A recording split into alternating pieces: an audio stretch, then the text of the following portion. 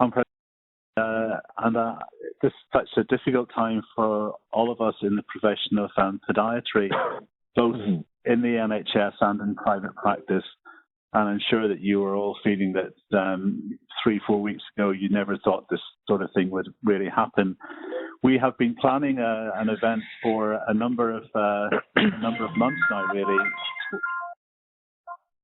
which Coventry, as you all know, and I think most people were invited to that, because we wanted to make sure that we could get everybody in the room and everybody to be able to express their concerns and come up with ideas and ways that we can look at podiatry moving forward.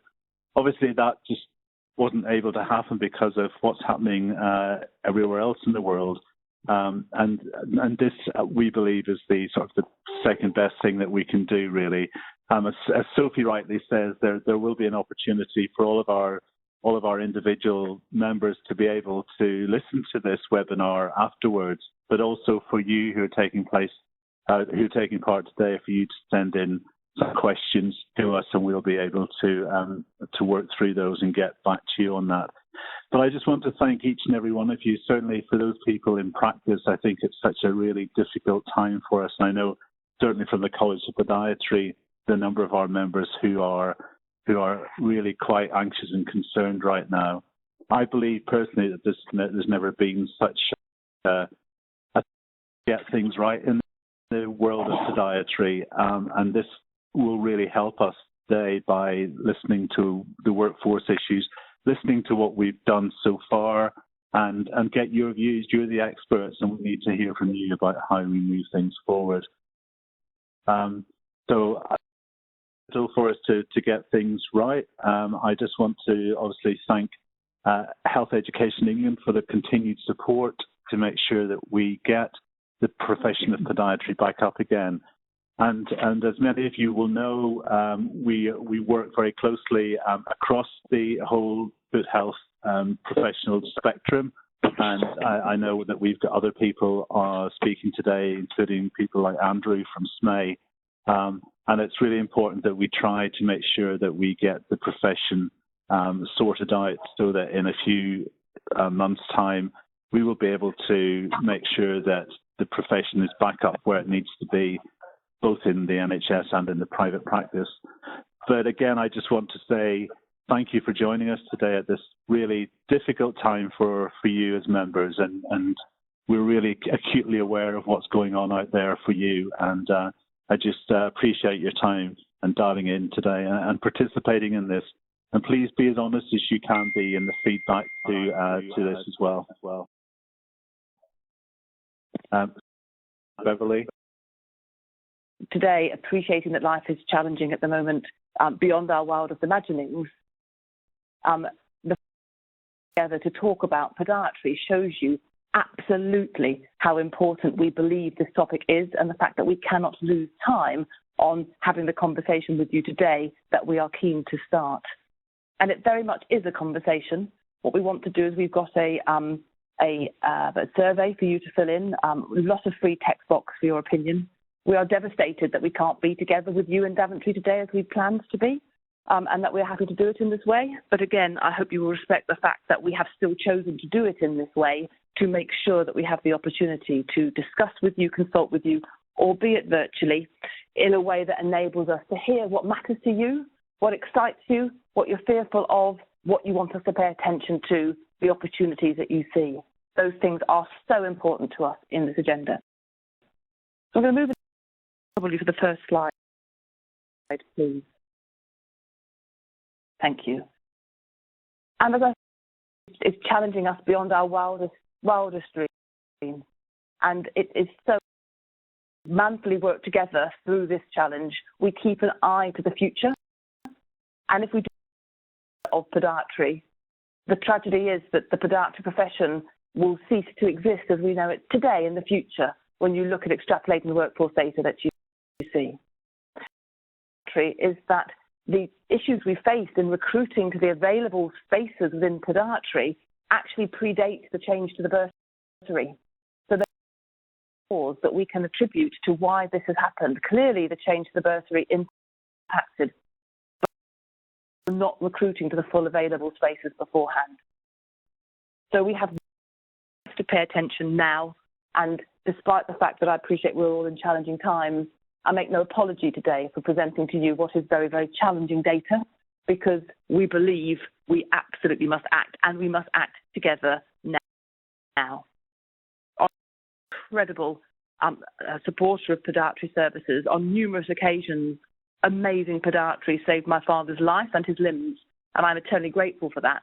And so therefore I have living evidence of the impact that you make as such a unique and vital profession, the exquisite synthesis of your knowledge of tissue viability, of vascular requirements, alongside the incredibly important biomechanical skill set that you have, is a unique set of skills that nobody else can role substitute for at all. You will have that unique piece. We need to make sure that the generations coming through see the exquisite nature of the skill set you have, the excitement of the profession you have, and choose to be one of you when they grow up. You recognise your contribution into the system, but yourselves. We are not getting that point across as a community.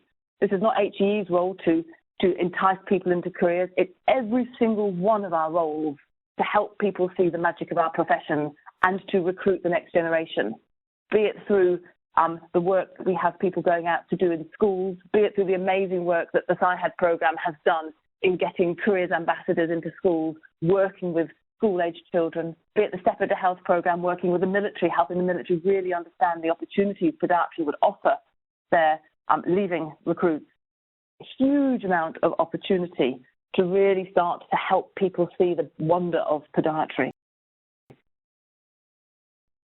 Challenges we need to undertake are going to elicit some real challenge for the profession. That across the profession, there's a whole breadth of opinion about what could happen next, what should happen next, how we build the community of foot health expertise into a place where we can really start to grow the opportunities to keep podiatry strong whilst embracing the wider foot health community. And however, it is a fractured community of the same thing, all have the same shared purpose, which is keeping the nation on its feet, looking of our people. It is so vitally important that we come together at a point of crisis like this in part of our community to move podiatry into a position of strength with everybody else, not in place of, not aside from, but within the community. Next slide, please, Sophie.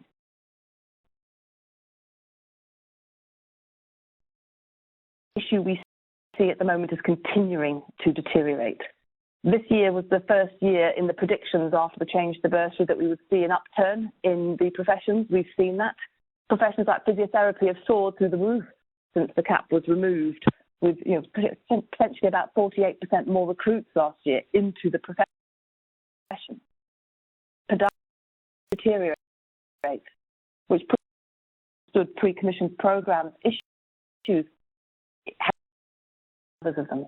So despite everything being done to support podiatry to thrive and improve, we are still losing ground. That is an enormous cause for concern. We're doing the work around developing the people plan, workforce modelling that Thomas has talked about. And we've been doing over the years as a profession to enable people to see your benefit, understand where you offer contribution, and really want to exploit the skills that you have. We're now realising so much of that acknowledgement of your opportunity, and yet we have not got the supply lines coming through to deliver on that increasing demand for your services. To understand, how do we start to work differently? It's got to be all of the normal interventions. We've done all of the usual things. We have the government financial support package coming along online, which is fantastic. It will help. We need a significant step change in how we think about the solution to this problem. We're not going to solve it with more of the same thinking. We haven't been able to date. That will not be any different in the future. Next slide, please, Sophie. Mary and I will touch on various things at a national perspective. A lot of work to really think about supply. As I said, everything about careers promotion is everybody's business. It's a school gate conversation about why you love your job that helps parents and children to see what they might want to do in the future. It's a work experience that is offered either in hospitals or private practice that is an amazing way of giving kids the chance to see the wonder of what you do and what excites you about the work that you do. Show, fantastic podiatry film in the WOW show, interactive program for school-age children to really open their imaginings around different career opportunities. Information, if you're going into schools, you can download the packs and the information from Health Careers. Sign up with Inspiring the Future. They'll invite you into schools to offer careers talks to kids on what it is that you do. And incredible work ongoing with the military, widening participation work going, looking at different routes into professions. There's a vast amount of work happening nationally to support people coming into our professions. We're a major NHS professional body for podiatry to work on a targeted campaign to sports and exercise science graduates to make a connection for them with what they have spent their time learning in their undergraduate program, how they could apply that in a post. We are commissioning fast-track MSc programs in podiatry to ensure that we have got a pipeline for those learners to come through to really be able to understand the translation of their learning into a career. To then start to pick up understanding how we can target clearing, how we can target UCAS applications in September to really start to drive our numbers up.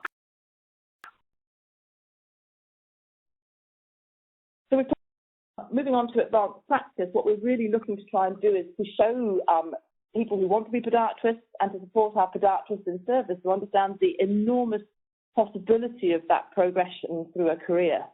Doing a lot of work with advancing practice. We've supported the HCPC to embed with the University of Huddersfield the annotation of podiatrists undertaking surgery.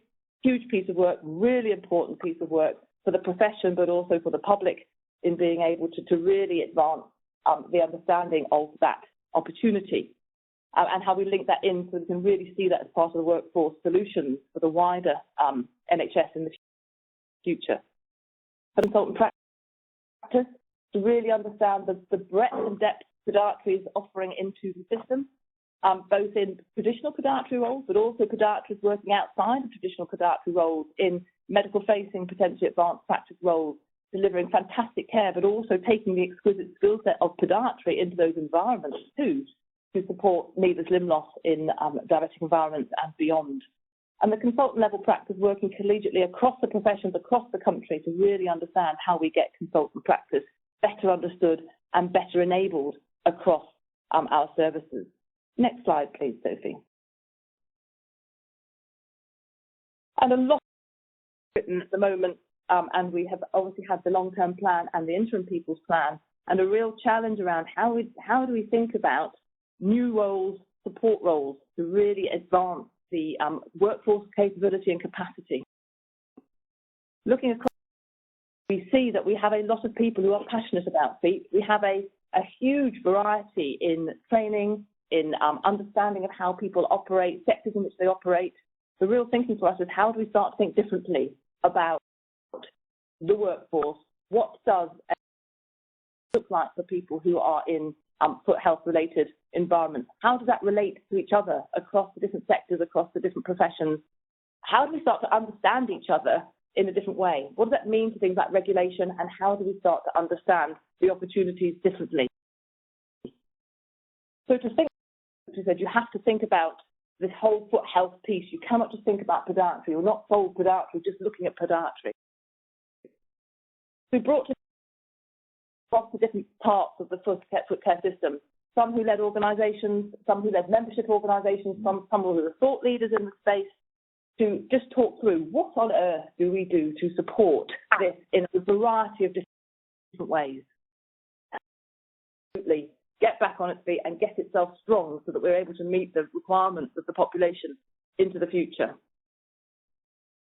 And that group, A, each other, B, our history, C, how we work together now, and D, how we put patients and the public first, to how we liberate the skills required by the population to keep people's feet healthy and to prevent needless limb loss. Hugely important, very, very courageous piece of work. Appreciated as an emotive subject for the profession. Get that. The challenge cannot solve this on our own. We have to think differently. And I absolutely applaud the courage of all those people coming together to have those conversations so that we are able to put the needs of our patients absolutely central. Started to breed the conversation of actually the key challenge we have is the fact we don't understand how we relate to each other. We don't understand the education and training standards. We need to really think about how do we set a set of standardized education and training standards that allow us to understand the similarities and the differences across our community. Where is there not overlap? And actually, how do the professions at times interrelate where that is the right thing to do? Again, I appreciate incredibly challenging work for everybody, but actually it's our duty to really work through how this can work in a way that supports the public. To understand what does that look like. We are commissioning the work to get the education and training standards understood, drafted. They will go out to consultation widely so that people are able to comment and understand. Could I ask for the next slide, please, Sophie? And this, how do we start to understand what this is? And you will remember in nursing, they introduced a role called the associate nurse role, which was a role that offered two opportunities into the workforce. One is it offered a new and a widened participation route into the profession of nursing, and the useful step change for the support workforce in nursing to understand that we could have our support workers, our associate practitioners, but actually there was also a new breed of nurse coming into the environment, an associate nurse, which was a role that took on a new place in the workforce. It is regulated, and it is enabling the nursing workforce to think very differently about how it is able to operate as a team, bringing the whole workforce together wrapped around people. Does that offer us the opportunity to think differently about the podiatry workforce? We have the work in Scotland. Andrew will talk later about the work happening. How do we really start to think differently about how we start to support the workforce to utilise the talents of the whole community to the benefit? So this requires us to think through what is it that those roles could do. We may not call it an associate podiatrist, we may call it something different, but we've got to start thinking about what does this look like? How do we start to create this career path? What are those educational standards development? How does that relate to what we've got already? Is it similar? Is it different? Are there thinking about here? And I know there's a long conversation in the profession around that. Let's have those conversations and let's work that through as we do the people plan work to understand what that means. Let's therefore put together different routes potentially, feeding either into podiatry or into their own professional routes. It's a parallel and connected workforce. That is not a challenge if we've thought it through and we have worked it through well. And then what does that mean for the career pathways for people? So really start to think differently about the career pathway, and it excites people who are at school or looking at a career change moment, the fact that podiatry is somewhere where they could be anything they want to be. They could be a podiatric, a podiatrist undertaking surgery, they could be working on a medical ward, they could be in a private practice delivering fantastic care within the community, and anything in between. There's a message there for the learners, for career changers, which we could really make an exciting route through with different touch points where people could come in and throughout their career build and change and develop their offering to the population as they are able to pursue a career path that has many faces to it. And then we start to get somewhere exciting where we can see the step change for podiatry, where actually we can start to think about how we can move beyond 50% fill rate on university programs to a point where actually we could actually start to serve the podiatry community with the numbers of registrants that we require. And again, when you see Thomas's data, it's not just the kids coming through, it's the retirement age of most of us on the phone at the moment and the impact that will have on your profession in the next 5 to 10 years. Next. You can see why we needed to have this conversation with you today. What we continue to work across the professions to develop these standards, to understand how it articulates, understand everything we do is appropriate safe, well thought through, well understood. As I say, we're so sad we're not with you in Daventry today, but use the survey today to start to tell us what you think. Our HEE website for people to download the slides, but also to listen to the webinar. There will be for people to fill in, so that people are able to start to have a conversation about this. But we want people to have an informed conversation about this. And part of my question and my plea to you all is, I appreciate for many of you this is not the conversation that you want to hear necessarily. However, please help us understand what else we could be doing too. So if by the end of today's webinar you think, goodness me, why are they not doing X? Tell us. Please, please tell us, because we would want to then engage with you to understand what X looks like and how we might be able to do it. So please don't think this is the only conversation we're having. We really want to make sure that we are having all of the conversations. And as Steve says, we have worked tirelessly together across the community with the other foot health leaders to absolutely work to try and cover off everything that we need to do. If you see something we're not doing, we do absolutely want to hear about it. We're working very hard to keep everybody focused on the fact that we need to see that data improve. They are absolutely, for us, the powerhouse of getting the workforce where it needs to be. Vitally important that we are all supporting them, understanding it's hard for us, also hard for them. How do we support them well? Deb will talk about placements later on. Appreciate that's a conversation which feels challenging at the moment. I absolutely respect that. However, when we come out on the other side of the challenges we're facing currently, we want to be working in a way with the private sector that optimises placement opportunity, that optimises the apprenticeship opportunity in some of your environments, and really start thinking differently about how together we boost this profession to where it needs to be. If I have one, please. Oh, and that's Thomas. Brilliant. So I'm going to stop there. So thank you for your time this morning. I wish you well. Stay safe. You'll see that through all the various different media, there are many ways that you are able to participate in the COVID-19 response. And who does wish to do that, to contact the various touch points that we are making available everywhere. And if you have colleagues who want to come back, the HCPC website is their touch point to come back and support the COVID-19 efforts. So please don't hesitate to contact if we can support you. Thomas, I'm going to hand over to you, sir. Thank you very much. Okay, thank you very much, Beth. Can you hear me okay, Beth? Thank you very much. Well, good morning, everyone. My name is Tom Speller. I'm a Deputy Head of Workforce Planning at Health Education England.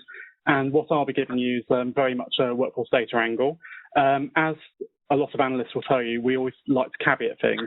And I'll start off with two caveats. I think the first thing is that I've mostly focused on NHS data rather than the wider sector, and there's a reason for it. It's primarily because NHS data is we have far better visibility of it. So the way I'll position this is it's for me, the NHS the canary in the mine for wider trends. And the second thing is this was written before COVID-19 took off. So I did think about this morning and thought, would my conclusions change? And I think my verdict's possibly not, but we'll see where we get to by the end of my presentation, because I may have changed my mind by then. Okay, so yep, I'm on the right slide. So what I'll do then is I'll set out I'll do four things in my presentation. I'll set out the context for the analysis, and a lot of it relates to work on the people plan that's now been postponed for now, but we'll come back with a vengeance later. I'll talk about current trends relating to podiatrists in the NHS, what we expect future trends to be, and really the so what of it. And to be clear up front, I think so we're not in the NHS. There's a number of workforce challenges which we'll need to respond to over the next few years. We know that it's a workforce in transition in terms of age profile, so it's compared to other professions, it's older. We know there's increasing demand for services, and we've seen that really in terms of improving supply, particularly in the short term, there's quite limited means of actually increasing it. And so the overall conclusion is that unless we can pull all supply levers, as Bev has alluded to, and we manage demand, podiatry services will be facing a number of challenges in future. To next slide, please. Yep, so there's been a lot of work done as part of the people plan And so a lot of this analysis was presented and prepared a couple of months ago, in fact. And in terms of the sources that I'll talk through in my presentation, we use the electronic staff records for looking at historic and current workforce numbers. I refer to UCAS number of acceptances, which we tend to use as a proxy for number of starters on university courses. And I'll refer to demand collections as well, which there are two. So every year we do a collection of providers where we assess number of vacancies and number of establishment posts. That's how many posts organisations are funded for, and that's in contrast to starting posts, which is actually how many people you've got on the ground. And we normally assume vacancies is a gap between the two, because that's a distinction between actually what your gaps are and what you advertise. And we know that from experience, trusts don't always advertise all vacancies. So if we go to the next slide. A bit of overall context, and because it's as Bev said, I mean, for podiatry, what we can see is that there's a clear long-term trend that's happened over the last 7 years, and that's really that while for most allied health professions there's been very, very strong growth. I mean, for registrants we're looking at about 25 to 30% increase. Within the NHS we're looking at about 20% increase. If you look at podiatry, numbers have really been quite flat, as in for registrants it's gone down. Within the NHS, it's gone down by about 5%. And so it's a particular story for podiatry, because if you look at most other professions in AHPs, we see very, very strong growth. But for podiatry, we just don't get that. And so the first thing to say is that really, if there are challenges, they've been quite long-term in nature. Next slide, please. Yeah, key demographic changes, and podiatry is quite specific in that it's got a older age profile. So 50% of AHPs are over 50. For podiatry, it's more like a third, and a third are over 55 in 2019. So we can see it's a much older profile than other professions. In terms of gender balance, it's about the same typically compared to other allied health professions, so about 3/4 female. And in terms of non-UK staff, which we define in terms of nationality, podiatry's got relatively few staff, only about 1 in 20. But we are seeing some changes in the profession. So we're seeing that there's increasingly younger staff coming through. A few years ago, in 2012, it was nearly half age over 50. That's now gone down to a third. So it's getting younger, but it's it's a long-term process. International recruitment, we're seeing slightly more in 2019, about 1 in 20. 7 years ago, it was only about 3%. So there's some change. The things jumping out is that it's not been a profession reliant on international recruitment, and at the moment it's got an older age profile, which if we go to the next slide, you'll see quite clearly. Yeah, so profile. You in terms of what we call the mode. People are aged over 50, and it's slightly different to your normal. So what we'd always look for, all else equal, would be like a nice bell curve. So you peak around 40, 44, 45, 49. Actually, the peak at the moment is more like 50, 54. But if you look at the graph below, what you can see is actually the profile of the profession's getting younger. So possible implications. It could be that it's a younger profession that actually in the long run will be okay. It could be that actually there's patterns in terms of how people work in the NHS, that it's a younger profession, and then once you've got experience you move into other sectors. It's I mean, this would be where we'd look for your advice on possible cause of that. You can see for gender it's been pretty steady, about 3/4 female for some time. Hasn't really changed. And if you look at nationality, in terms of non-UK nationality, I mean, about, it's less than 100 in 2012. If we look at it now, it's about 130 now, so really not big at all. So if we go to the next slide. It's around what we do then. So in terms of what my day job is and what I might well be doing before long on COVID-19. What we look for is patterns, trends and differences in workforce data. And to do that, what we often use the past to try and make assumptions around what would happen if nothing changed, which is do nothing or all else equal. And then what we do is we use that to inform what interventions we might do. So what we do on top to change the dial, as it were. And to do that, and once we've done that, we can look at possible alternative scenarios. So I guess the thing to emphasise here is that we look at the past to decipher what the future may look like. So if we go to the next slide, we, as I said, for NHS, we use ESR, which is used by pretty much all NHS trusts, arm's length bodies and CCGs, and some independent sector. The NHS trust that doesn't is Chesterfield's.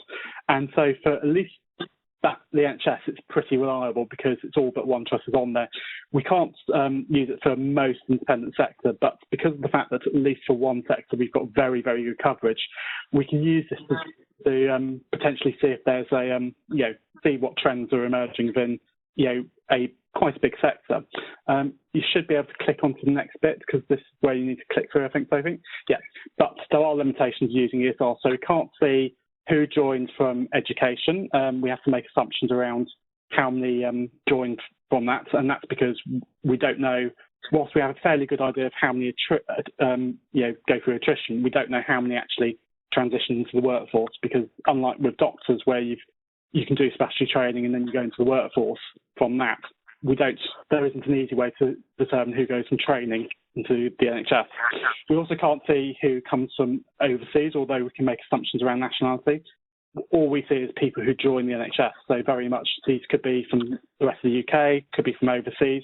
Likewise, we can't see who goes back abroad. And if we go to the next point, and we can't fully tell who retires, although again we make assumptions around age. So our standard positions, we look at people aged over 55 because that's your most common reason. And these limitations is really it's the fact we've not been able to do it. I mean, no one else has been able to do it either, at least for the NHS. So what we do is we find proxies and techniques to kind of get around that. So if we go to the next slide.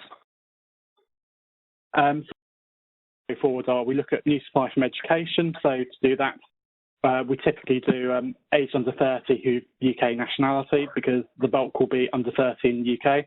We know there's some caveats around that, but by and large it follows the same pattern as registrants. We look at overseas recruits, and for that we know who joins new from who've got non-UK nationality. And then everything else we just look at other joiners. So if you're not non-UK and you're new, and you're not under 30 UK and you're everything else.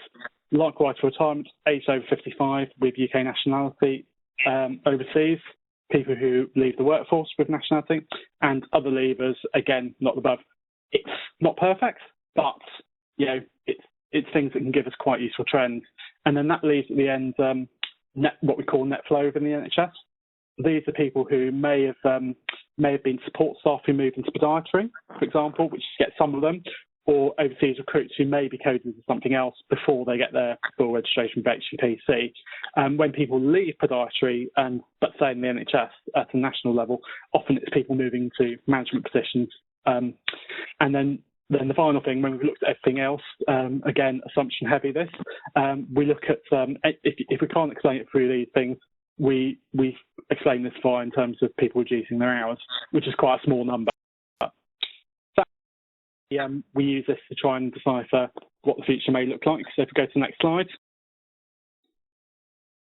Yeah, this is what we try and do, and we call this a waterfall analysis. So it shows you what's happened over the last 5 years. So you can see that in 2014, we started off with just over 3,000 in the NHS. Then if we go across, we can see that international recruitment's really not being big at all. Just over 100 joiners, about net gain about 40, really not a big lever at all. We can see that there's quite a lot of movements between the NHS and other sectors, so there's quite a lot of people who've left. We do see a few come back, but overall, in terms of from the NHS to other sectors, it's a net loss of about 150, 160. And then we get into the remaining bits, so we can see that there's been a few people who've, we assume, reduced their hours.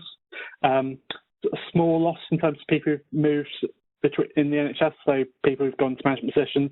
A big one at the end, and this relates to my earlier point about age profile, quite a number have left over the age of 55. So, and that reflects the fact that, you know, a number that are over 50.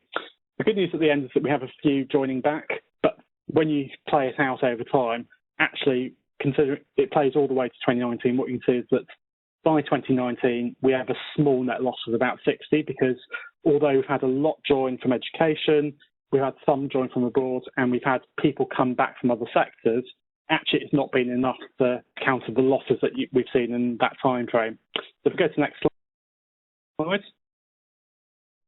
Because what we do is we play this forward, and what we can see is that really if we didn't do anything, the implications that we can see vacancy rates in the NHS are expected to go up. So if we start on the left, the two blue lines compare between the top blue line is NHS England's strategic finance, where what they assume services will be, and they look in terms of service delivery. The bottom blue line is what providers have told us ourselves, and both of them show a slight increase over the next 5 years.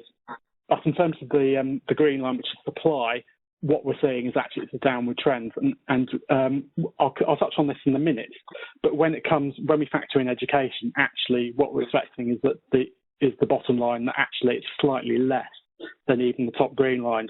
And your implication is that there's all else equal, we can see that vacancy rates were about 7% in 2019. If we don't do anything, they go up considerably to about close to 1 in 5 by 2024 in the NHS. So the key driver of this is, as I alluded to in the last slide, a lot of it is because we can see that in recent years we've had a big drop in numbers starting from education. So if we go from 2011 to 2016, we typically had about 300 a year. But since 2016, numbers have dropped down to, there were 180 last year. The big drop was in 2017, down to 230, and that in itself is significant, because when we project forward, if we don't do anything, not only are we not expecting much growth anyway, but the fact that we've had fewer from education in recent years actually compounds the baseline trend we're expecting. And you can see that in this diagram here that if we don't do anything, we're looking at about 575 vacancies, which is 18%. So if we go to the next slide. Now, work around the people plan, and we do all these interventions proposed, it will improve the situation. So you have to factor in baseline growth. We have to factor in the fact that education numbers are set for the next few years. So the fact that we've still got people coming through on a reduced number, that's going to have an effect. Now, if we improve retention and we increase numbers of apprenticeships as proposed in the people plan, that's going to help to the point where we increase by about 10% up to 24. So it's a step in the right direction. But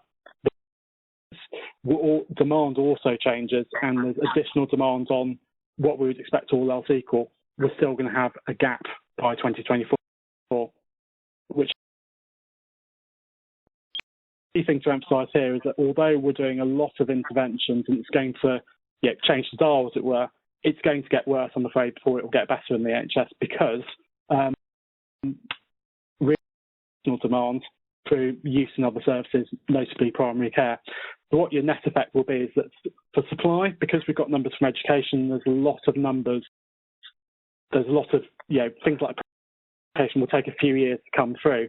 We don't see much change initially, but then from 22, the numbers start going up. But by that time, your demand, we're expecting, will be going up in that time frame. So what you actually see is quite interesting. We actually see vacancies get up to about 16% quite quickly, but then they level out from about 22 to 24. So it's emphasising the point that really this is a long-term of the fact that it will get worse before it gets better. Go on to the next slide. The main reason for that is that podiatry in the NHS faces both a demand and a supply challenge. So on the demand side, we expect demand to go up by about 9-10% just to meet core demand and provider demand. But when we factor in other demand from primary care, it's actually going to be more like 20% by 25. So we're looking at that being pretty much about 3% a year growth. Just the fact. So we need more staff really just to stand still, as it were. Now, if we had really strong growth on the supply side, that might be okay. But we know that also there's been quite a big drop in undergraduate places. So, and this is going to result in much fewer joining the NHS in the immediate term. And we know, and it's quite a difficult situation because we know that apprenticeships and increasing education numbers will have a big effect, but it's going to take 3-4 years for it to come in. And we can see that other approaches, notably like international recruitment, which is your big lever for things like nursing, for podiatry, it's really small numbers. I mean, it's clear that we can't rely on it unless there's a really big systematic change in policy. And the implication of that is that until apprenticeships are fully brought in and we get education numbers really to a minimum back to where they were between 2011 and 16, we can't expect significant gains in supply for the next few years. And that's that's especially challenging because we know that the profiles of the profession's ageing, and moreover, we know that the register and NHS numbers have flatlined for a number of years. So it's not a thing that suddenly appeared. It's actually been coming for a number of years. So if we go on to my final slide, and this matter earlier, podiatry is the one HP profession in the people plan. We're still expecting considerable gaps in capacity by 25, even when we are pulling pretty much every single lever. And that's because, as hopefully this presentation has shown, podiatry in the NHS and also beyond, the issues have been quite long-term in their nature, and therefore, really to turn this around, we've got to think very, very long-term on this. So on the supply side, it means pulling every single lever we can, and particularly attracting people into undergraduate courses and increasingly through apprenticeships. And certainly, as Bev alluded to, it probably means getting people into schools early on and really trying to raise attractiveness because it's a very long-term thing. But on the supply side, we can see that really for the next few years, that's only going to have much of an effect. So it means that on demand, we also need to think very, very carefully around how we actually manage demand for podiatry. So once you've pulled every supply lever, we've then got to think around how we manage demand. And I mean, I won't sugarcoat it. If we don't think long term and respond to this, there is a real risk to podiatry in the NHS particularly, and probably the whole sector as a whole, because what we can see for at least on the vacancies side is that really it's going to get worse before it gets better. And very much, even if we're pulling everything, we're going to have a number of years where your gaps are going to be quite high. And really, if the NHS services can't fully function, this could have a wider effect for the rest of the sector if there are limitations around the NHS sector. Now, sort of the note I'll end on is really around COVID-19. I mean, I wrote this for COVID-19, and I suppose a question that I'll pose for you to all think about is really how COVID-19 might change this, because I suppose there's two possible scenarios. On the one hand, it could affect how people use services, but on the other hand, it may also change the dynamics between different sectors as well. I mean, I've not fully thought this out. I mean, this is very much what I was discussing with other colleagues this morning, but certainly this could be, this might be something to think about, I think, in the light of what I've presented. So I think that, thank you very much for your time, and be optimistic. I think because of the fact we can think long term, we can be quite open thinking and ambitious in terms of actually what we do. So thank you very much.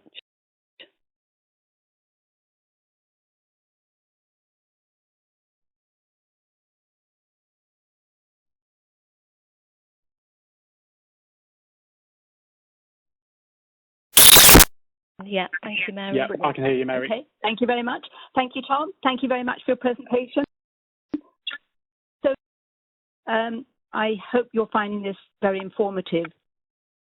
I'm to present the programme of work that's been undertaken by Health Education England and the College of Podiatry.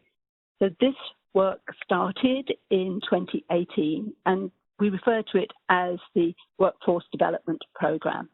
And this was set up to support the system to recruit train and retain an inclusive, diverse and sustainable podiatry workforce for current and future service models. Initiative for us, and I'm not going to take a great deal of your time because I know you're very keen to hear from the other speakers, but this is really just to raise your awareness of the importance of this work. This work ends now, and we're beginning to collate all the. We'll collectively produce a report which will be available for you in June of 2020. So that's not long. We started to do that, and I hope that you will take an opportunity to read this report when it comes out. So, the work streams and the people at the College of Podiatry who have led these work streams. So just to bring them all together and to hear what was going on. So the supply work stream, and you've heard from Tom just how important the supply into the podiatry profession is. So no pressure, James, if you're on this webinar, just heard even more important your work continues to be. So James Courtry, as many of you will know, is the head of education professional development at the College of Podiatry, and he has very effectively led this work stream. So I do urge you to read the report. Image of the podiatry profession, a really important initiative, which Lawrence has ably led. Lawrence Ambrose, many of you know, is the head of policy and public affairs at the college. Another really important but very different work stream. And much of it Beverly has already alluded to. So when I come to look at the specific work streams, I will just sort of refer back to what Beverly or Tom have said rather than take time to repeat the information. The retention work stream has been undertaken in line with the national initiatives. There's the NHSIE's Retention Collaborative, and there's also the large national repair programme, of which podiatry is one of the key professions in focus. And it's very important. So repair is currently responding to COVID-19, and we've been on calls this morning. This, Katie Collins, a professional support officer from the college, and many of you will know Katie and how efficient and effective Katie is. And I'm sure she's thinking, no, Mary, you don't need to say that. So she's, I'm sure, on the webinar. But also I would just like to note the important contribution that Rebecca Tyrrell has made to this. And I'm sure Katie's going, yes, Mary, thank you. So Rebecca, I hope, is also on the webinar. Rebecca drew this original workforce development program together and has been there to support the retention work stream throughout. So thank you very much to everybody. Next, so just over the activities. I don't propose to bore you with every single activity, but just to flag up some of the key activities within the different work streams. So this work stream, that's the supply work stream. You already heard Beverly mention the SIHED intervention. The SIHED, for those of you who may or may not know, stands for Strategic Intervention in Health Education Disciplines. And initially, SIHED looked at particularly concerned about podiatry was really interested in the SIHED work. I would urge you to go onto the Office for Students website and to look at the SIHED interventions. I've just used an example, so please, if your example isn't up here on the screen, please don't think we haven't looked at it. We absolutely have. But I just draw your attention to the very innovative work at the University of Brighton with their pop-up podiatry and online approach to student recruitment, as well as the hands-on approach. I've mentioned, I'm not going to dwell on that, but it's a massively important programme for understanding what we can do to reduce attrition. Attrition in a student in-course attrition problem. It's about the recruitment into the programs. So that's the focus of our work, which was also part of repair. So that was the first stage of repair. HEE and the College of Podiatry have been supporting the HEIs to ensure that as little impact as possible is felt by the university sector. Because as you will all know, and I say it repeatedly, is they are independent, autonomous organisations that have to be financially sustainable. So it's sometimes a big ask for the smaller professions in terms of what that means to an organisation like a higher education institute. And I know that as a former head of an academic department, how sometimes the smaller professions have to be underpinned by the larger professions. And that caused some challenges within the university sector. So the Council of Deans, I know, is fully supportive of this work and has been supportive right from day one. Academic staffing levels that we need, we will struggle to deliver the programmes. And that's a big worry in all the AHP professions and all the healthcare professions. But for us today, for podiatry, it's really important that we support the academic staff and we support those who are even contemplating going into the university sector, and also if we're in a position to allow people to go maybe 1 or 2 days a week into the university sector to ensure that our students have the best possible education experience. Thank you, Sophie. Next slide. You mentioned these, so I'm not going to dwell on them. I've just put some of the university logos where we will find the apprenticeship programs. I'm sure that's not the complete list, and James is going, you haven't added that, Mary, you haven't added that. So this was just a sense of the development and the speed of development. The university sector for podiatry has been unbelievably responsive, and I would like to pay credit to those institutions. And I would urge them all to understand more about the apprenticeship programs. And I know the college has a lot of information, as I know Health Education England does too. So I would urge you to look at that. And we're trying to understand more and more about the impact of the apprenticeship development on podiatry.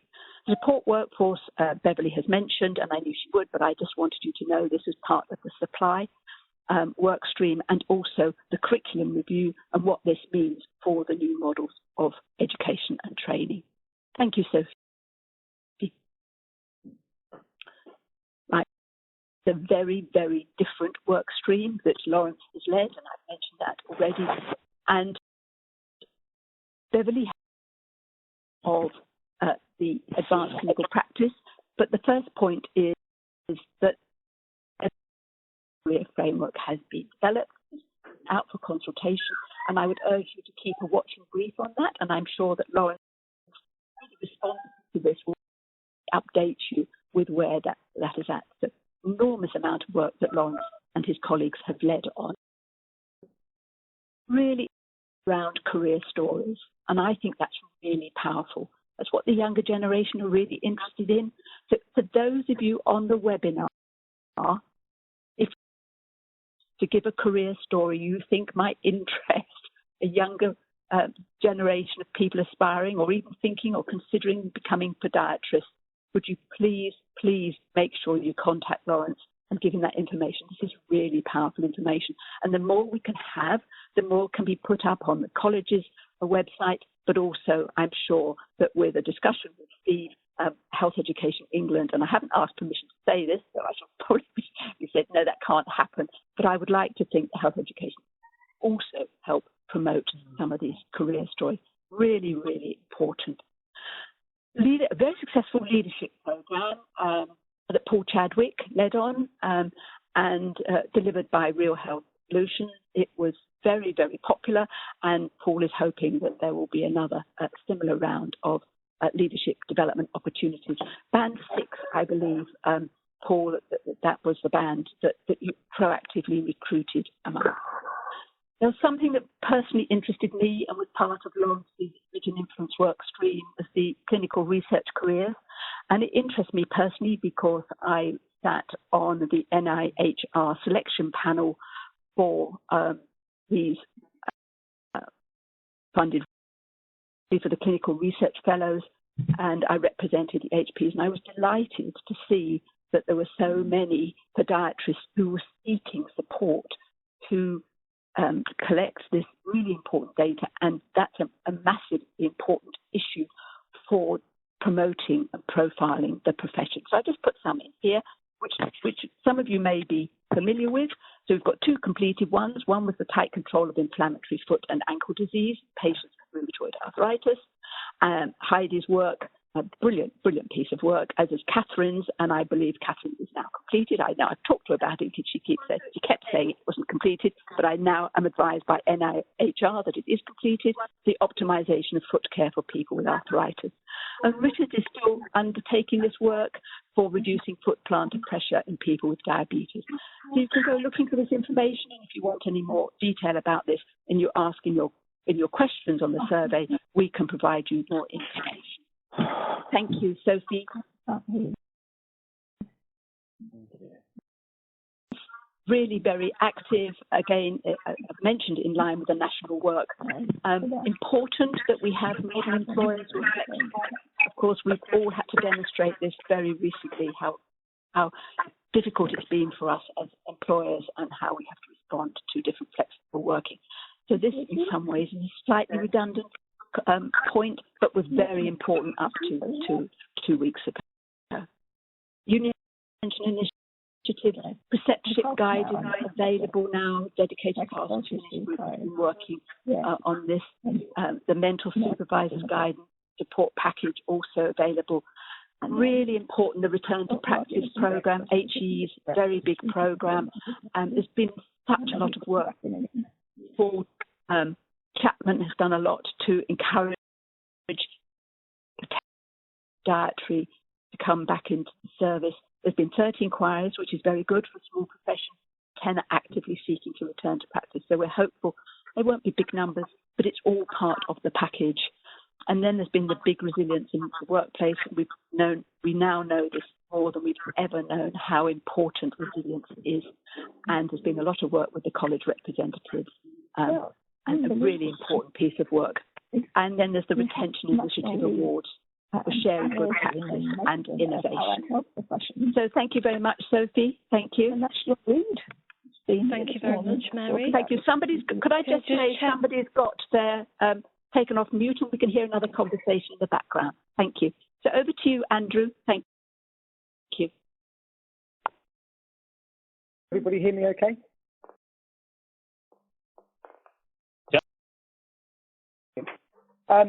Well, thank you everyone so far for what's been a really informative set of presentations so far, really painting the picture.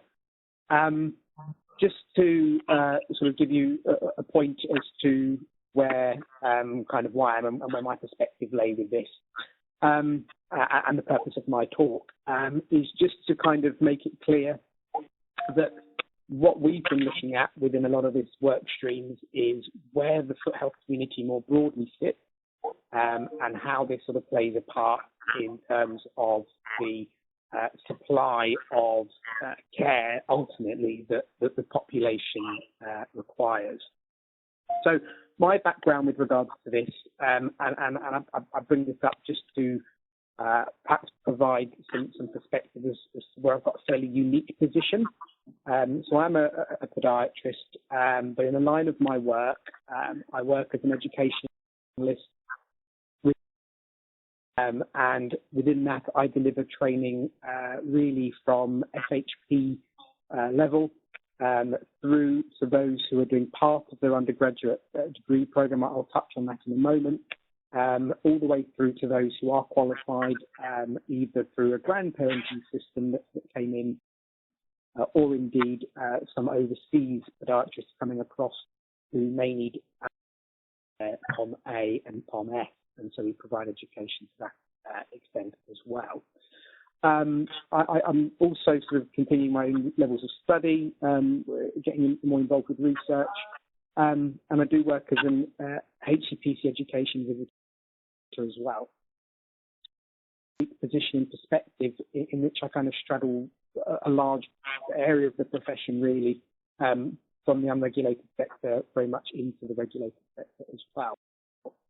Has been part of this whole workforce is that a foot health consortium was sought and somewhat constructed, which brought together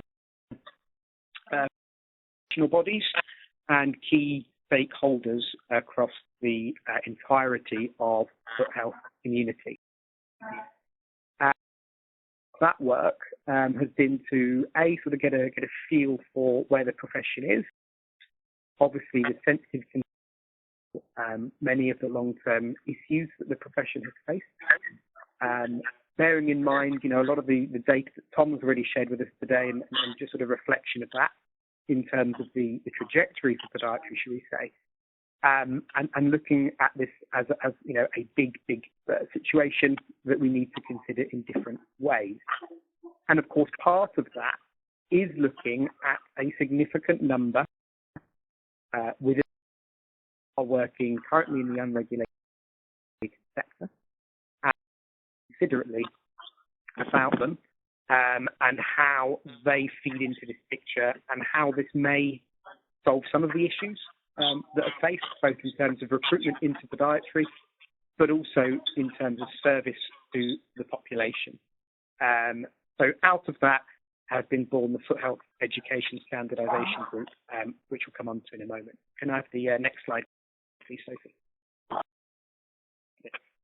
So, work as I see it, and I'm sure I'm sort of speaking in many respects to many of those sat around the table in these meetings as well. Firstly, considering, as we've already seen, that there is a bit of a concern and a threat that's facing the podiatry workforce fairly broadly in terms of the numbers game.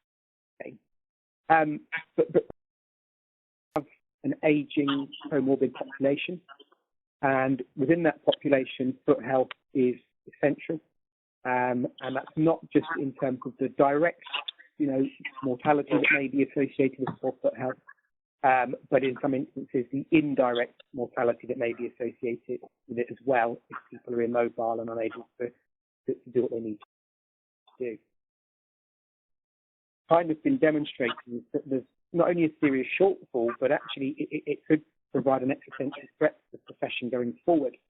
And of course, if the profession in the wider sense remains somewhat divided, and we're not utilising the fact that we have more robust numbers when we consider the regulated and unregulated sector in combination, it sort of seems logical that now is as good a time as any, a last chance saloon time almost, to try and forge amongst a fractured and divided collection of people to give the profession the very best chance and the community the very best chance going forward.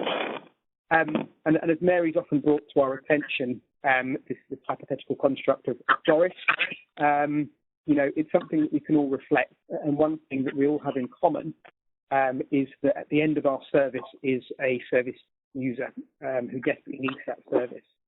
And that's our shared commonality, our shared priority. And from the perspective of how we look at this, Doris's priority is that those who tend to her foot care needs are appropriately skilled and qualified and able to provide a good service. The next slide, please, Sophie. So I just want to bring up this slide to describe the particular journey that we've had with SMAE. Is that we are aware that between the programs that lead to application to register with the HCPC and those programs that do not, in essence, those which are training podiatrists and those which are training those in the foot health sector, it is hopefully worked some form of a blueprint that we feel is certainly achievable for maybe other non-degree awarding institutions, but also to demonstrate that there is a significant amount of work that has gone into where we are now. So, history. Pre-2003, the SMAE were offering the correspondence courses to give a diploma in chiropody. And following the Health Professions Order in 2001, which led to the inception of the then HPT from 2003, the picture somewhat, and that changed. And what was born out of it really was a diploma in foot health. Now, the vision, this is before the time I was associated with SMAE, but the vision of them at the time was that they felt that there was a need for perhaps a tiered profession where you had different streams of work. And that part of that vision was that we should collectively strive towards raising standards education as much as possible. not only to be able to provide excellent training, but also to ensure that levels of practice at all levels were as robust as they could be. So straight away, work began on affiliating SMAE with other university providers so that there was a form of academic improvement and academic credit. The first such relationship between 2005 and 2008 saw collaboration between SMAE and Anglia Ruskin University, and that was very specifically aimed at those who had grandparenting, I should say, who needed to update for their LA certification. And that was the first interaction really between the SMAE and the HCPC in terms of providing an education towards an HCPC approved program. Between 2008 and 2012, the FHP program sought credit rating, and so that got into a partnership with Oxford Brookes University that credit rated the program based on hours of learning and academic study and so on to 60 HE credits at level 4. And then our sort of relationship with QMU came along from about 2012. And this was far more advantageous all round because unlike Oxford Brookes, QMU were obviously a university that provided a podiatry degree program so that we could have interaction with their podiatry education staff. So the credit rating the foot health diploma to the tune of 60 HE credits in that time. We, in 12 and 13 respectively, developed our POM-A and POM-S diplomas as standalone HCPC registrable programs, which help raise our standards further to ensure that we are, as an organisation, can provide education and so on in line with what HCPC requirements would be. But of course, the big thing that came out of that was working closely with the university that were delivering podiatry programs. And we've been working very, very hard with them. The first sort of major milestone was that Queen Margaret University, following the credit rating, would take on SMAE graduated FHPs as entry criteria onto their BSc Honours podiatry programs. And then we were working on knowing that there was a very active market, shall we say, of those who qualified as FHPs who have a desire and an interest to advance themselves and become podiatrists, knowing that they need to obtain the degree in order to do that, but being heavily hampered by the fact that it was still largely consisting of them needing to go and do full-time courses. Many of the demographics, as outlined by Tom, these were individuals who just were not in a position to necessarily be able to do that. And so we were looking at ways in which we could provide something more tangible. And so we were looking at the development of part-time distance learning routes. And in 2016, the Diploma in Higher Education Podiatry Assistant course, collaboratively between Queen Margaret and SMAE, was developed. That allowed people to study a further 180 HE credits on top of the 60, providing them upon successful completion 240, able to stop off at podiatry assistant level, continue to work in the private sector as a foot health professional, but also to seek out Band 4 NHS work as a podiatry assistant. And we are working towards developing that a little further, where we could provide a sort of fully distance learning BSc podiatry program. Something being worked on hard, but of course we aren't fully at that stage yet. These things are subject to HCPC approval. Next slide, please, Sophie.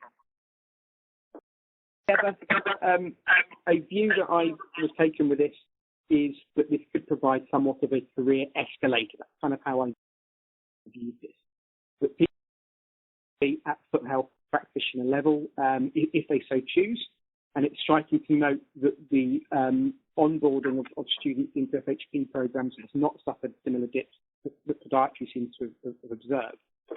So there continues to be a growing market, if you like, for people interested in this world of foot health.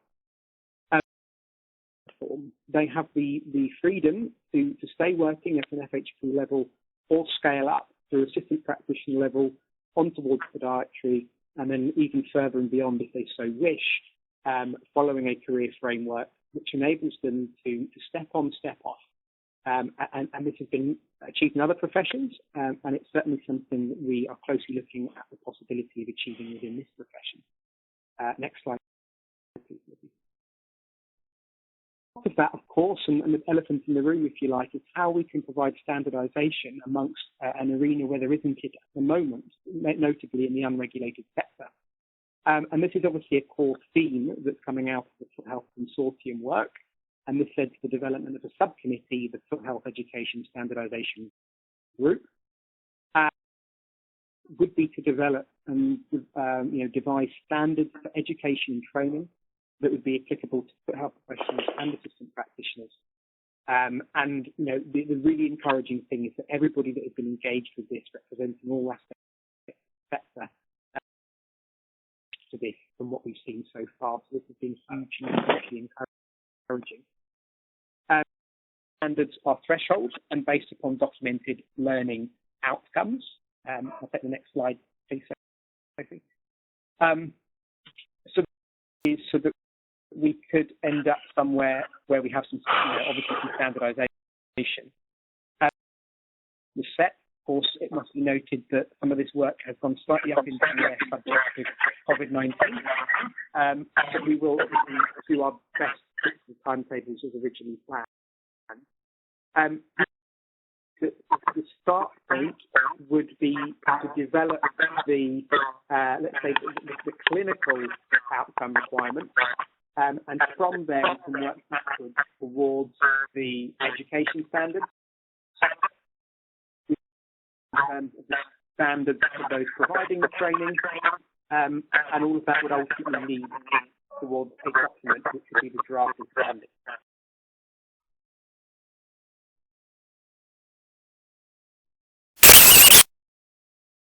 Separately to those in the Foot Health Consortium and the Education Standardisation Group, it's being headed up by Penny Renwick, whose I'm sure reputation precedes her, and a special committee is being comprised of the following: there's a private practitioner and experienced podiatry academic, a head of podiatry services in an NHS foundation, a podiatrist with expertise in apprenticeship development, an NHS podiatry manager, an experienced FHP, and an academic and experienced FHP assessor. So that we've actually got, again, a nice mix of not only people very much well versed in education, but also people who are well versed in what the needs of the service at the end will be it NHS or private.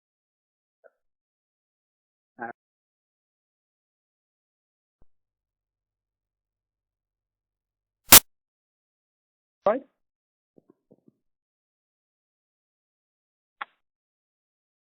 Thank you. What's coming from this point is that the key models are being agreed. Segments that I mentioned previously. This is going to commence tomorrow, and then there is going to be, a series of progresses. So if we just for a moment consider and look at the, sorry, bear with me a second.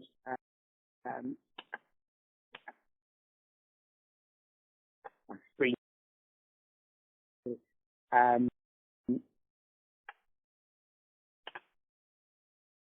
Yes.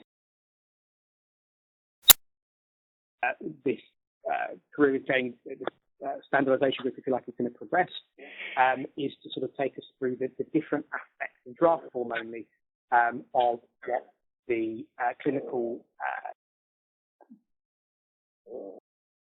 aims. And I stress that this is work that's very much in its infancy at the moment, and it will become much more defined as the work progresses. So just a very view is how I conceptualise this going forward, or have we spoken about conceptualising this going forward?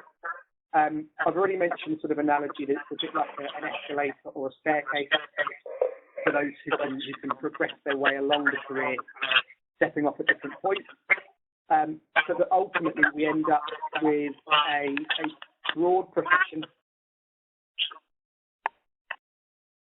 is where there will be some overlap between aspects of what each person in their respective role does, so that it becomes a much clearer, obvious, and more interconnected service by Doris, our typical service user. And I will hand over now to Beverly. Thank you, Andrew. Can everybody hear me? Okay. So, considerable echo. But I'm going to talk to you about something slightly different. But the work that I'm doing will definitely complement all of what has been talked about this morning. So my presentation is about developing and embedding private practice placements in podiatry. And my background is I'm a podiatrist by background, and I've got a mixed clinical and an academic background. The work that I'm currently doing is funded by Office for Students and forms part of the SMAE programme group of projects that Mary alluded to earlier. And I'm hosted at University of Salford, although I work remotely.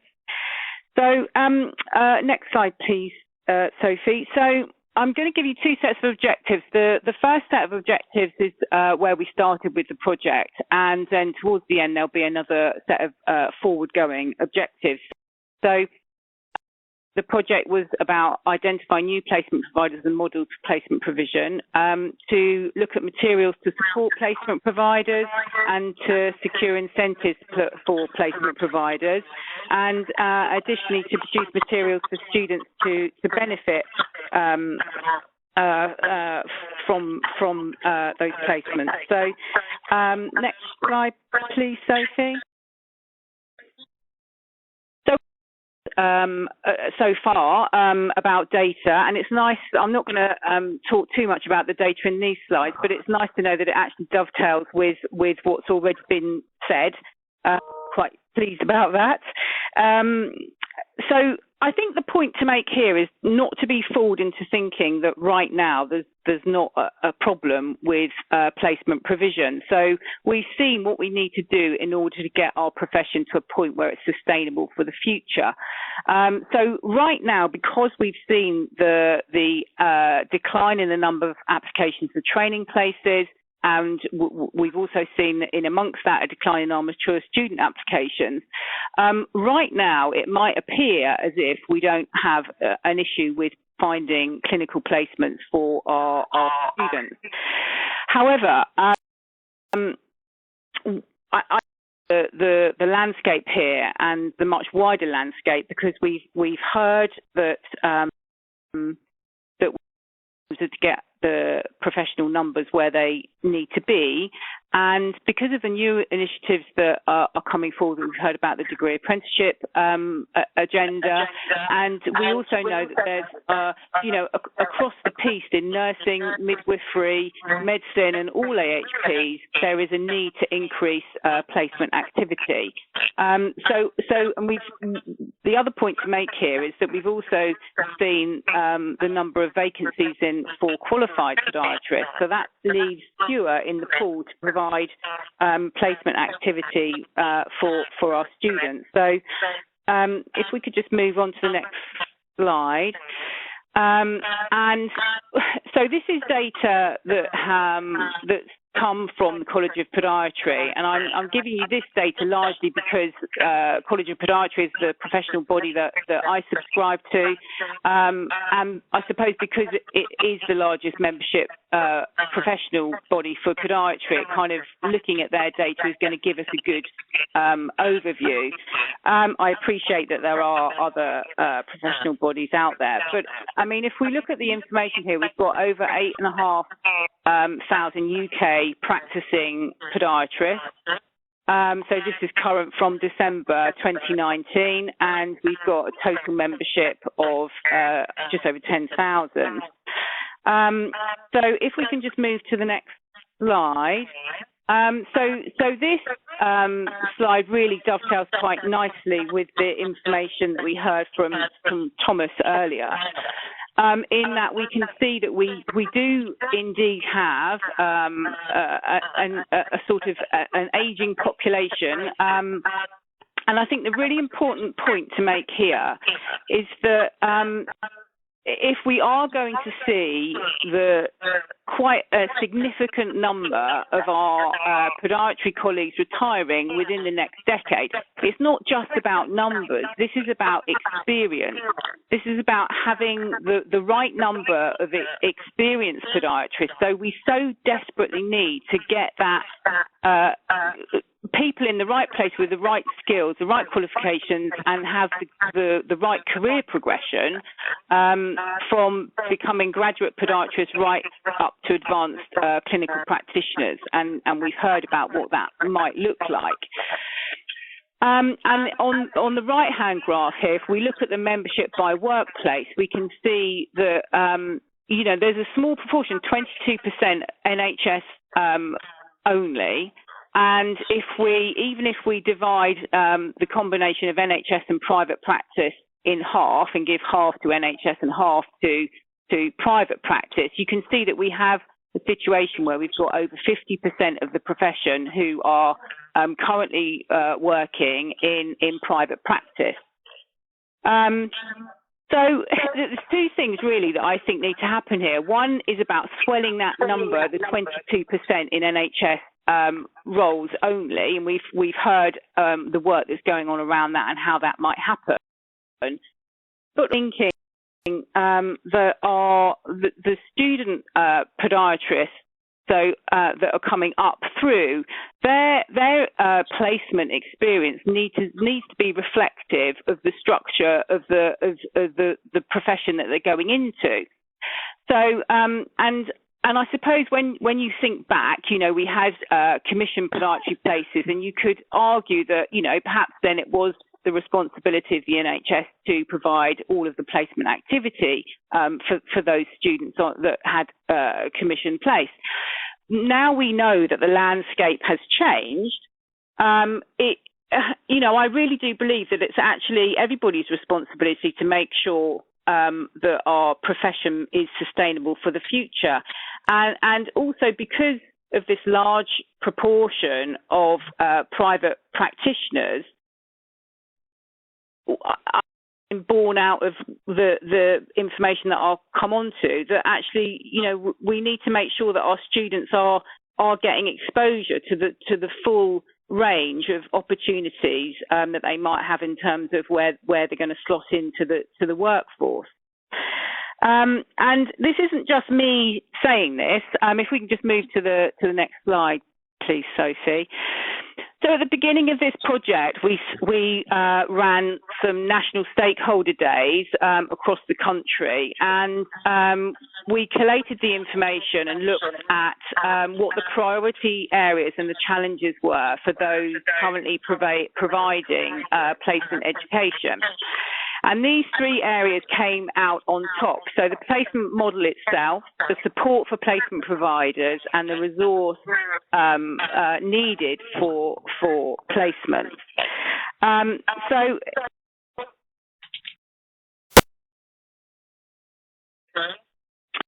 top three things that came out of the concerns around the podiatry placement model were that there were a lack of private practice placements, and that there was a big ask on all NHS providers to provide placement activity. But historically, for podiatry, the private sector hasn't really had much of a say in terms of placement provision.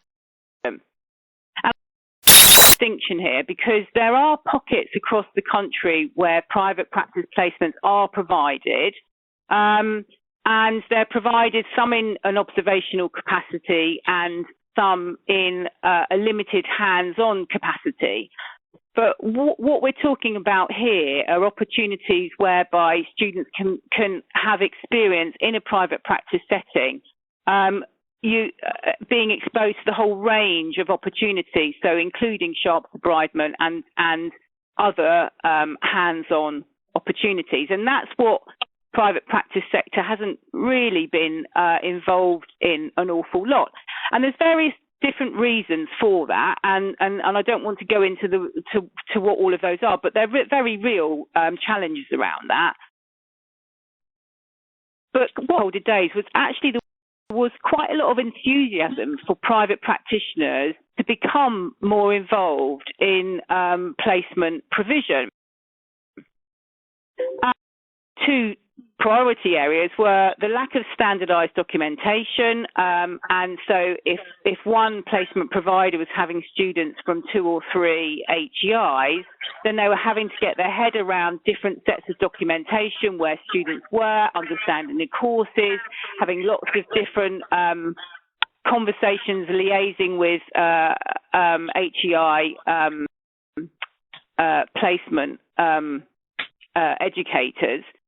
And the other thing was about the lack of incentive to have students. So, and I think this is true. If the private practice are going to embrace providing placement education, then what is it? What's in it for them? And you can see that there is a list of other things there as well. If we could just move on to the next slide, Sophie, please. Okay, so on the resource of placement providers, so this is what the ask was. Okay, so we really want some educator training. We want to understand how we can better provide feedback for students. And that actually, I mean, I have a background in being placement lead in my previous academic role. And, you know, that is always a struggle for placement educators to give constructive feedback to students. Much easier when the students are flying and they're doing really well, much more difficult when students perhaps are not doing so well. So they wanted more support and training. And not having access, I mean, there's all sorts of problems and probably not helped by there's all sorts of problems accessing virtual learning environments from outside an HEI organisation, and all for very good reason. But that was seen from placement providers' perspective as being one of the barriers that they had to try and deal with. And I don't think that this isn't about having full access to an entire course. This is about appropriate course content to help provide better experiences for students. And then, the other thing was about asking for forums and case studies, etc. Okay, please, Sophie. How are we addressing these issues? So what we asked for, because amongst the conversations that we had at these stakeholder days, as I said earlier, there was actually quite a lot of enthusiasm coming forward from our independent and private practice colleagues. Actually, they would like to be more involved. So we set up private practice placements. So we had 2 partners, University of Brighton and University of Salford, stepped up and said a private practice placement, block placement for students. So we, as champions, come forward to have students for a hands-off, including sharp debridement and other things that weren't currently being provided. We want to provide unified documentation. So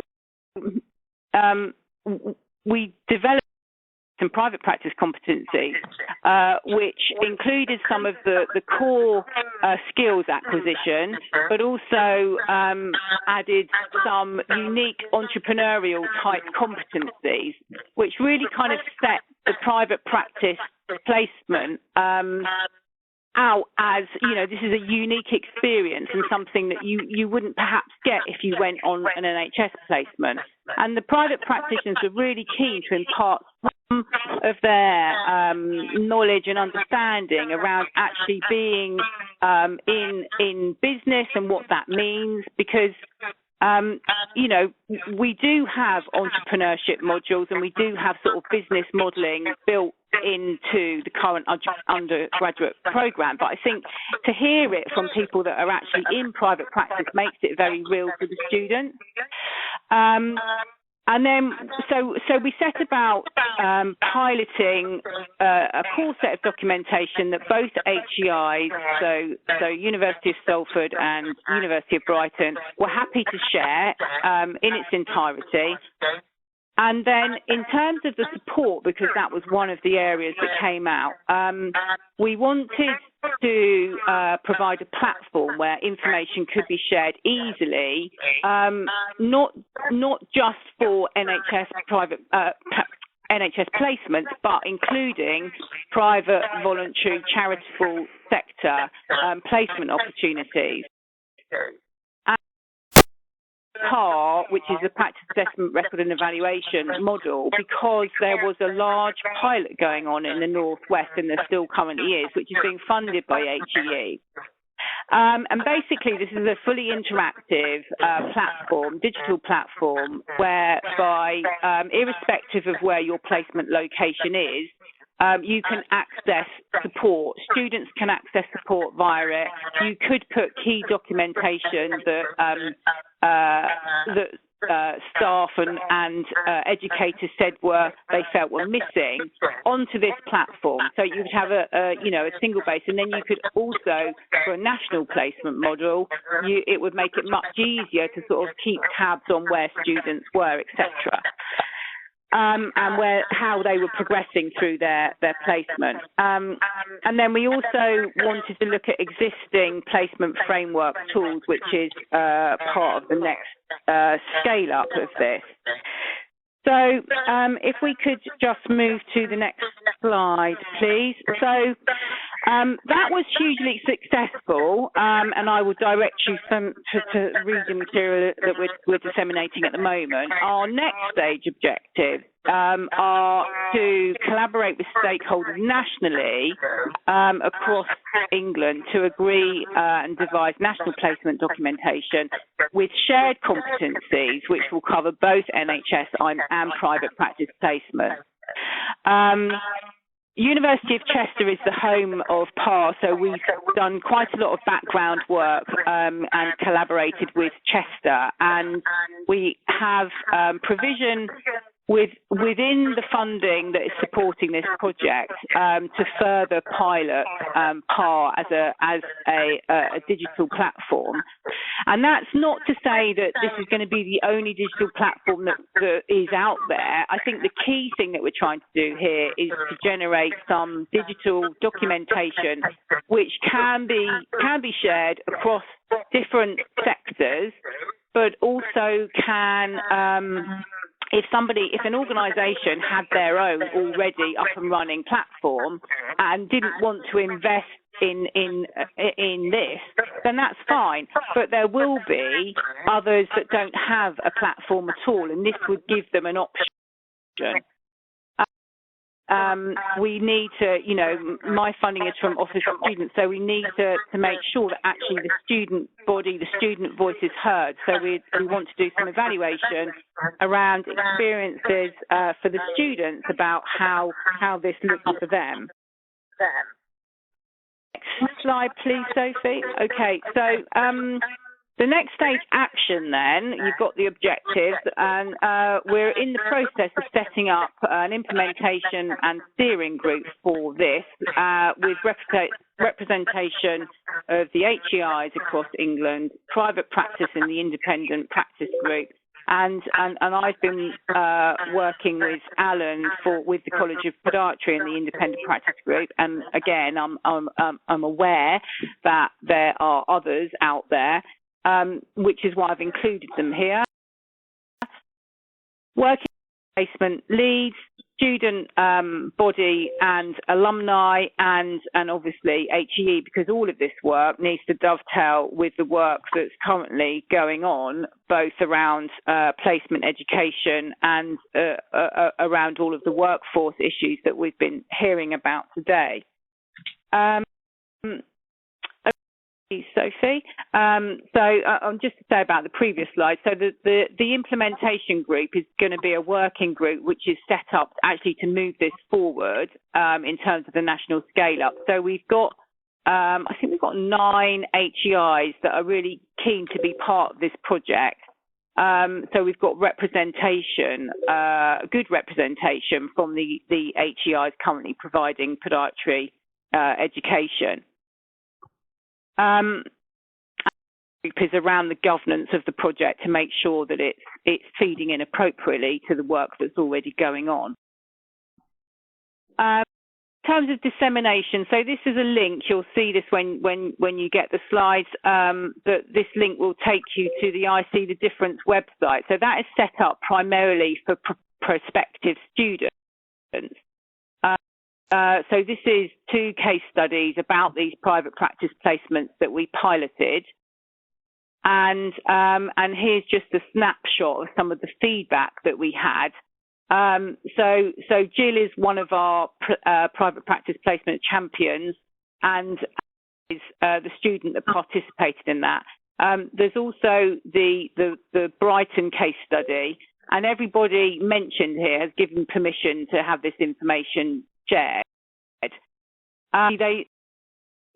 The placement pilot was very successful, and we had some very positive feedback from both patients, practice owners, and from the students themselves. So I just wanted to leave you with that positivity at a very challenging time. And that's me done. Thank you. So that does actually draw the webinar to an end. So I just want to say thank you to everybody for joining today. I hope you found that useful, and thank you for all the speakers as well. That was really helpful. Before we go, you'll see on your screen now a link to the survey that was mentioned earlier, and on there you'll be able to submit your questions and provide feedback. I will send that link out to you in an email along with a copy of the presentation. If we could please have any responses by 1 o'clock on Tuesday, the 31st of March, so that's next Tuesday. And just a reminder as well that the webinar will be available on the HE website shortly. So before I draw this to a close, does anybody else have anything, any of the speakers want to add anything? No, that's great. Yep, nothing further from me. Thank you. That's great. Well, take care, and I'll be in touch with the slides and things shortly. Thanks. Bye.